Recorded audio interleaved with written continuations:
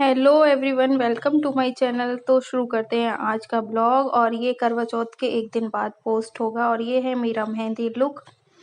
ये मेरे हस्बैंड का नाम। और इस बार मैंने करवा चौथ की थीम पर ही मेहंदी लगवाई थी। और मेहंदी लगवाने जब मैं गई थी बहुत खुश थी। बहुत अच्छी मेहंदी लगी थी। मैं सब कुछ अच्छा चल रहा था। पोज भी दे देवा कि मैंने फोटोज भी क्लिक करवाए।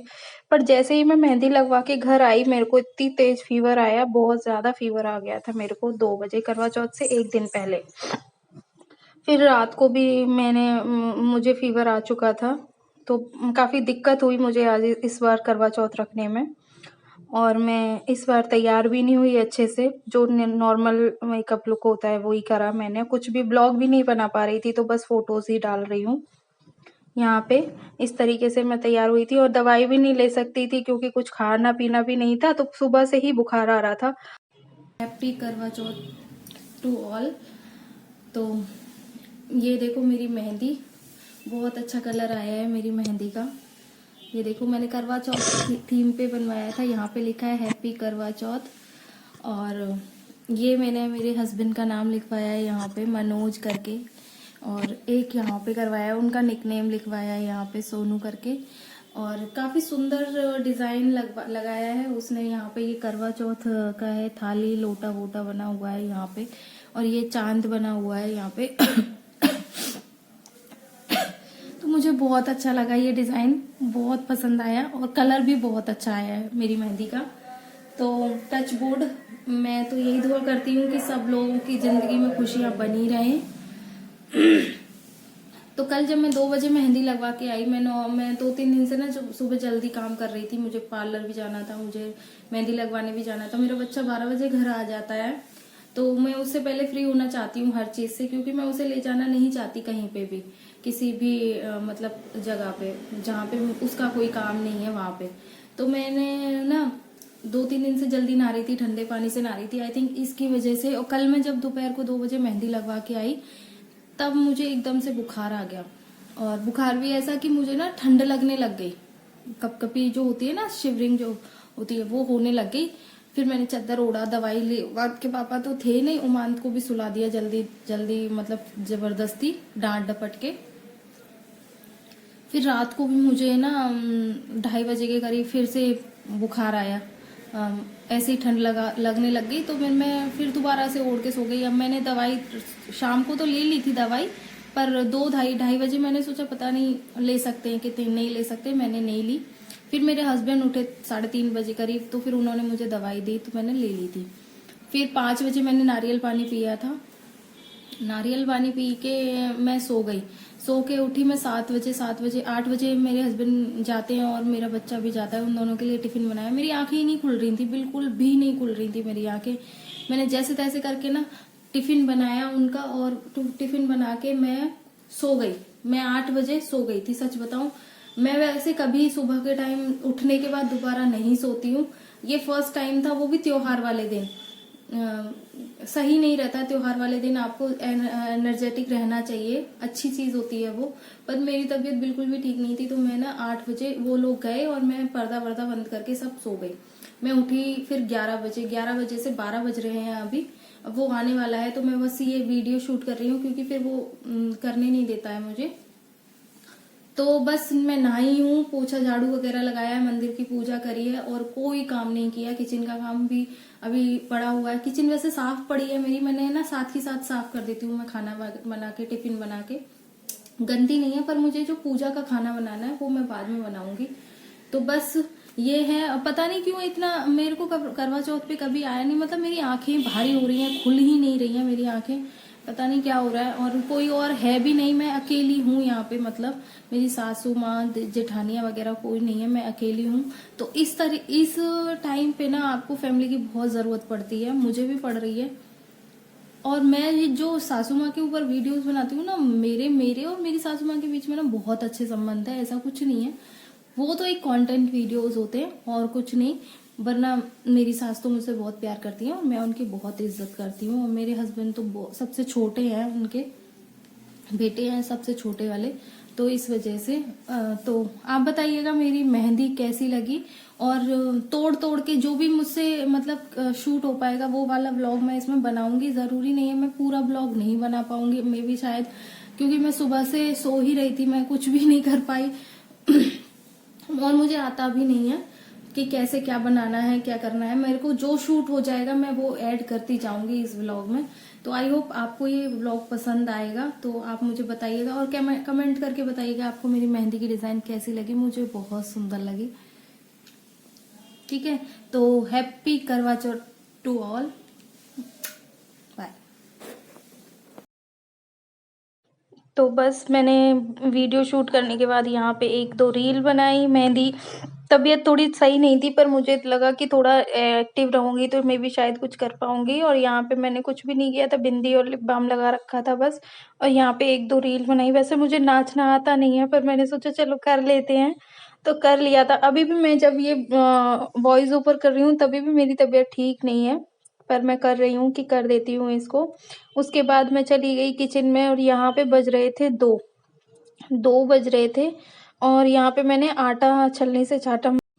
मैंने सोचा कि चलो बैठ बैठ के थोड़ा थोड़ा टाइम कर करके कर लेते हैं प्रिपरेशन। और यहाँ पे मैं छलनी से आटा छान रही हूँ और इसमें ये लौंग पड़ी हुई हैं। 2-4 दिन से मैं देख रही हूँ कि लाल चींटियां इधर उधर घूम रही हैं, इसलिए मैं ना हर चीज में लौंग डाल देती हूँ जिससे चींटियां ना हो। बहुत ज्यादा परेशान करती हैं लाल चींटियां। तो मैंने यहाँ आटे में, चीनी में, घी में, तेल में, सब में ना 2-2 4-4 लौंग डाली हुई है। यहाँ पे मैंने आटा ले लिया है छान के और यहाँ पे मैं एक कटोरे में आटा डाला है और उसमें चीनी डाल दी है। अब मैं डालूंगी इसमें सौंफ। हमारे यहाँ ना मीठे पुए और पूड़ी से ही पूजा होती है करवा चौथ माता की।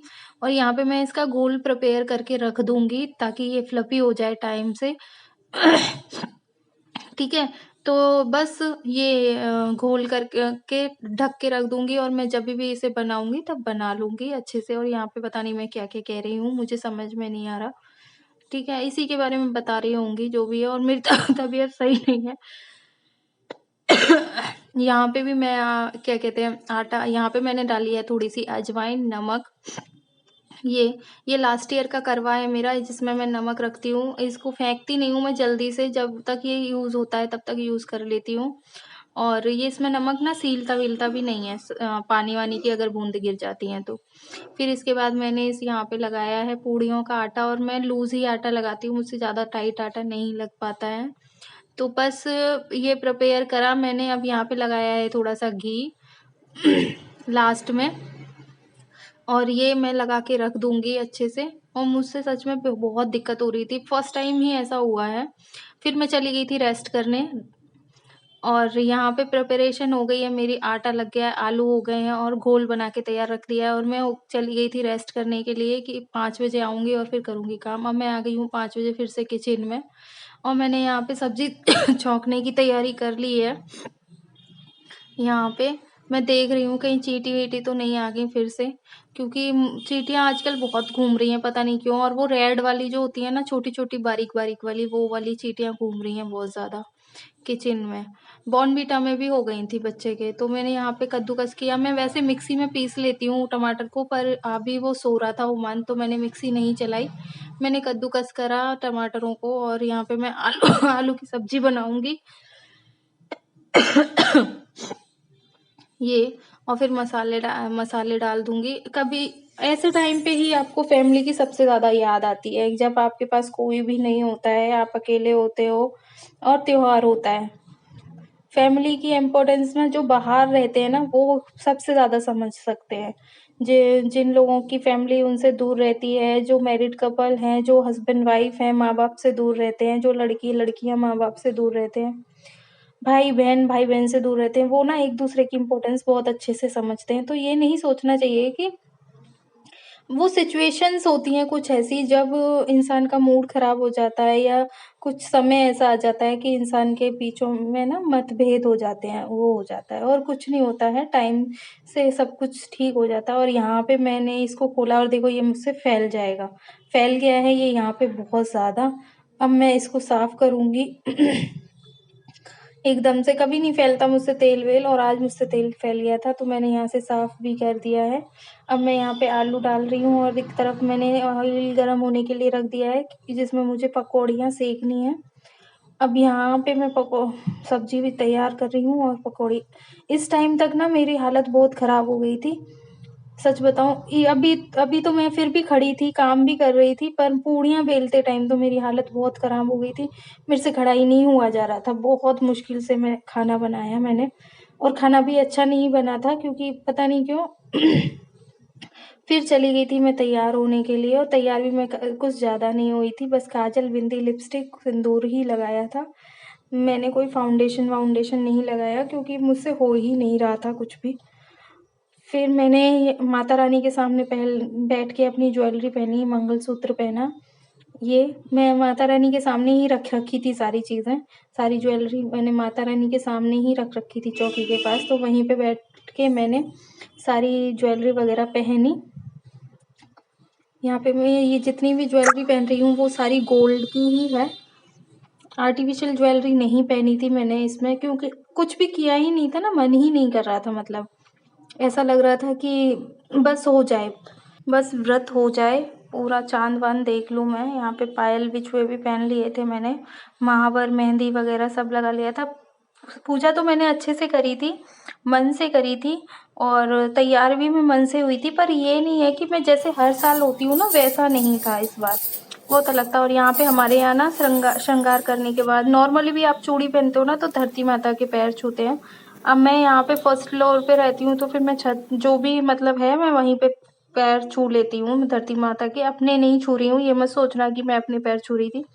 और फिर मैंने यहाँ पे कर ली शुरू करवा चौथ की पूजा, जो भी होती है हमारे यहाँ ना। करवा चौथ में ना पूड़ी और पकौड़ियों से ही होता है। और यहाँ मैंने सिंदूर, बिंदी, काजल लगाया, बिंदी लगाई, चूड़ियाँ अर्पित की उनके। यहाँ पे पार्वती माता की भी पूजा होती है हमारे यहाँ पे। ये सारी चीज़ें करने के बाद मैंने शुरू करी अपनी पूजा, और पूजा काफ़ी अच्छी हुई मेरी, सब बढ़िया हुआ। मैंने यहाँ पे मोबाइल में लगाई करवा चौथ की कहानी। करवा चौथ की कहानी सुनने के बाद फिर मैंने लगाई गणेश जी की कहानी, और गणेश जी की कहानी सुनने के बाद मैंने किया आरता। गणेश जी की आरती गा के बस आरता करके हो गई थी मेरी पूजा कंप्लीट। और यहाँ पे मैंने टिपकियाँ लगाई, मुझे बोला था कि टिपकियाँ लगा देना मेहंदी और हल्दी उससे, सिंदूर से। तो मैंने टिपकियाँ भी लगा दी थी 16 यहाँ पे। और फिर उसके बाद पल्लू के नीचे ना देवरानी जेठानी ना अपने लोटे को ऐसे ऐसे घुमाती हैं, घुमाती हैं, घुमाती हैं। तो फिर मैंने वो भी किया था, पता नहीं कहाँ कट हो गया, इसमें आया है कि नहीं आया पता नहीं मुझे तो, है ना, ये आ गया। तो यहाँ पे ऐसे देवरानी जेठानियाँ एक दूसरे का पल्लू पकड़ती हैं और उसको ऐसे घुमाती हैं। पर मुझे तो देखना भी था ना, तो मैं बीच बीच में पल्लू उठा के देख रही थी कौन सा चल रहा है, और मन मन में काउंट भी कर रही थी। 16 बार इनको घुमाना होता है पल्लू की छाँव में, है ना। तो यहाँ पे मेरी देवरानी जेठाई कोई थी नहीं, तो मैंने ना 2 लोटे रखे थे, एक गौर माता का और एक अपना। तो गौर माता से ही मैंने उनको मतलब घुमा लिया था। फिर यहाँ पे संकल्प लिया, आसो मासो उत्तम मासो द्वार आज का क्या था, बुधवार, करवा चौथ, पति की पत्नी, बेटे की माँ, धनी की धनियानी, और जो भी है मतलब पूजा प्रष्ठान संपन्न, ऐसे करके बोलते हैं इसको। तो यहाँ पे मैंने सासू माँ का मेकअप वगैरह जो भी कल अपने का सामान था वो करा। करवा चौथ तो बस एक बहाना है, वरना उनके लिए दुआएं तो हर रोज करती हूँ, जिनके नाम का सिंदूर मैं अपनी मांग में भरती हूँ।